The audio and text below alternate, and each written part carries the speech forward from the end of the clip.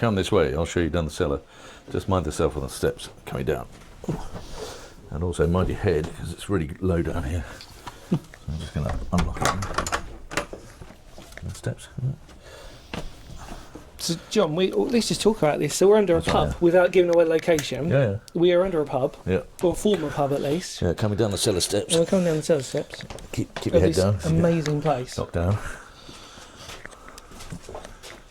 And, yeah, okay, right. Now, in the 70s, when I first moved in here, I discovered this hidden passageway. You can see the shape of it here. And it looks like a reinforced concrete beam's been added on as well by my dad. But if you open the door here, you can see what we discovered behind it. Dun, dun, dun. Beautiful medieval tunnel. Is that amazing? So good. And I put electricity into it, but unfortunately the dampness in the tunnel is such that it can't take electricity. It looks like it's all falling apart. There's a huge crack formed here, just noticed that. Didn't have a good torch before. Sorry. But if you look at the floor, you can see got a granite step here. Yes. And then looks like new tiles at the front. And then over here we've got Roman tiles and uprights, but the uprights are from about 1680. They're really old brick, as did all the brick round here. It's high lime. So tell us the story of this then, John. So really the idea is it a smuggler's tunnel, or is it just a secret passage for a vicar to have a cheeky drink in the pub? I think so. It's a lot of money to build on the tunnel. Plus it's strange because the bedrock round here is hard chalk, okay, which is very difficult to tunnel into. So yeah, if they've actually spent time digging into it, it often collapses, and so they reinforce it with brick all the way around. It's a huge expense. So to anybody to do that, there's got to be expected a reason for it. So I only think it was a smuggling tunnel at the time of the Catholic uprisings, because as you probably know, Catholicism was illegal in England until 1824.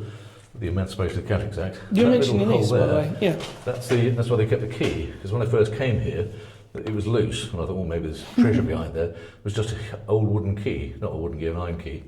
But it didn't join any lock. So if you look back over there, you can see how wide the doorway was. Yeah, look at that. Bricked in. Those lamps are new. They're not medieval. So the fact the key was still there, that is amazing. Yeah. And then you come down here, you can see, well, you see footprints on the ground. These are modern footprints, but I put a metal detector down here thinking it was going to be full of treasure, but there's nothing here. Which suggests, I mean, there's bits of coal down here. Is it coal down here? Yeah, I see that. Yeah, I was wondering about that actually. So why would there be coal? Doesn't make any sense. Or is it not coal? No, it's definitely coal. Yeah, look. Yeah. There's no doubt about that. Maybe somebody had a fire down here.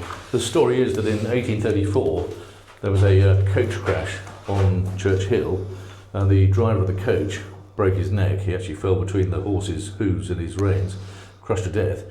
Well, he wasn't crushed to death. He was brought in here and died in here, not in this passage. But it would make sense they brought him to the local pub. But soon after that, the pub lost its licence and became just a private house. So this is the fascinating bit, because although it's bricked up, it's still going to go, isn't it? It's still going to carry on. You can see these cross-member pieces where there's both the top and bottom, both sides down here, where there would have been some sort of cross-members reinforcing it, a bit of wood possibly. Another one over here, setting up some sort of reinforcement. Looking above you can also see somebody's inscribed a name. I can't read the name. Oh yeah, look at that. Gemma, is it? J-M-A-C-A. That's something really else. Oh yeah, L. L, yeah. Yeah, weird. So who was that? And then there's a was little... that the person who perished? And then here you can see where the candles were. Yeah. And scorch marks. And then something else up there looks like a witch's... That does look like a witch's mark, doesn't it, actually? And then through here, with the oily bright torch, there's a wine bottle down there, look. So there's a wine bottle. Just seen that. Now you've lived here for how long? Well, 50 years. So I mean, like... We only discovered this quite recently. As you can see through there, there's... Have you got your other little torch on you? No, I haven't. Hang on, it's okay. Let me just grab this. I'm going to just take my camera just to see. I mean, it's bricked in the other side there. If I hold it there, you can see quite clearly. Yeah. Well, you can't see it. It's sort of just... Right, it's okay. Let me just try and get this little torch out. It might help just a little bit. Oh, it would help if I turn that on. There you go. Yeah. So, yeah, you can see just about. Let me just take you in. There we go. So, yeah. And when I first came here, I had a friend shin down that sort of case cover above, and it was full of water, really icy cold water. Because if you look down here, you can see the water's actually leaking through. Yeah. And it was used as a water vessel for watering the garden. And when I put my foot into the water, icy cold as it was summer day, I thought there was a snake or something like a river snake, and it was actually just a piece of rope. But Oh, wow. It went up that ladder like a dose of salt, and it was never travelled so fast since or before. So where we are in relation to the church, where you're at, the church, where's... Church is directly that way. Directly that way, but you reckon it does go that way a little bit, is that correct? But we've basically done a 360. Yeah, we have, haven't Not we? a 360, 180 rather. Yeah. 'Cause I didn't realise that until I brought a thermometer down here and a navigation thing, a compass. It's lovely and cool down here. Yeah, perfect for a summer's day. Oh, John, this is so cool. I feel like, in a way, like, just so So there would have been fascinating. another candle here, a stink, because of the burning mark of the candle there. Yeah. The burn, the scorch mark. There's a lot of, like, this scratching, and Yeah, there's yeah. lots of, Well, I think like, people have tried to sort of, almost looks like people have... Witch marks. Yeah, it does. I know, it's a bit scary to think of that, but there is a... Well, it certainly wouldn't have stopped a witch if she'd come straight up the steps. It's supposedly haunted by a Civil War soldier, though. Really? Yeah. I caught sight of him only once, but he was actually heading back that way. So he's probably trying to hack a few heads off on the way through. I'll come back to this in a minute, but is it alright if you just show us the other little Yeah. entrance as well, if Yeah, that's of course. okay? Thank you so much. That's all right, one step. Health and safety. My eyes just lit up the moment you said this on the episode, and then I'm actually hearing like this is absolutely At this fantastic. end, which you can see, it's quite a small Yes. entranceway. That's the tunnel that leads to the city. So we're just going to outline this so people, Yeah. if you can't see, you can sort of see it clearly on Yeah. the camera, but you can see Archway there's there. archway there. And when they built the building next door, that collapsed with all the earthworks. So that was Yeah. the Harbour Down furniture factory. So these some of the original timbers still? These are original timbers, yeah. Yeah. And we took one timber around a couple of years ago to refurbish down here, put the power boards in, and established from Tim Tatton Brown. It was 1340, so it's recycled probably. And because where you're located, again about real location, please don't for No. safety. But we're on arterial. Well, you're on an arterial road, aren't we? Yeah. So really, the pub at the time would have been the perfect place Yeah, focal point. for The people. top of a hill and the crest of a hill Yeah. always had a stopping off point because the horses couldn't make the hill. They'd have to change horses at the Yeah. ostlers, which is the coach house outside, and then they would change horses, fresh horses down to Dover or Canterbury. You would only do a horse and 7, Yeah. for a certain distance, about 5 or 6 miles. If you run a horse at that speed, it'd be dead. So to make it from London to Canterbury or vice versa, you needed a change of horses every 5 miles. The whole Dick Turpin lift completely. Well, there were many black besses. You have to remember that black besses wasn't one horse. Yeah, it wasn't just one. No. And round here, the local smuggler was a chap called Black Robin, or the Black Robin, because Yeah. he would flit between hedgerows in the Right, darkness. So it's called okay. the Black Robin. With the The pub Auden- at Kingston called the Black Robin. Okay, because I was going to Came say, back would the Audington gang have probably come around here and Hawkhurst gang? Because they're all in this Oh, yeah, area, yeah, wouldn't yeah, they? yeah. I mean, like, The because we're not Owlers. too far away from Audington-ish, are we? Yeah, I mean, yeah. we're this sort of side anyway. Well, certainly Romney some- Marsh, yeah, Dr. close. Sin, things like that. Yeah, exactly. Yeah. Oh, fascinating. And what we just out of curiosity, we're just looking at just in front of us. This is actually still part of the Yeah, there's pub that's a just, new wing put on there. yeah. So this would be, well, it certainly wouldn't be an entranceway, it would have been a coal cellar. But this is remarkable to see amazing, that. isn't it? That is so cool. Yeah.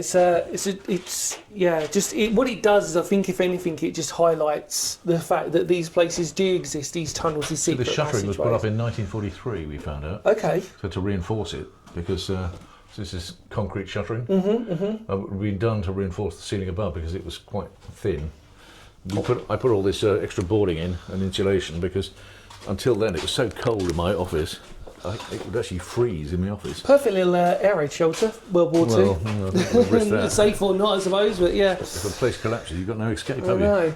Well, If you John, look down there, you can Go see there's the entrance to the well. There's a well here, and the Let's bit have of a wood. See the demarcation line sort of drops down. Yeah. So that's the well. Well, It would be a pretty odd tunnel if you ran up the tunnel steps and then fell down a well. Sod this for a game of soldiers.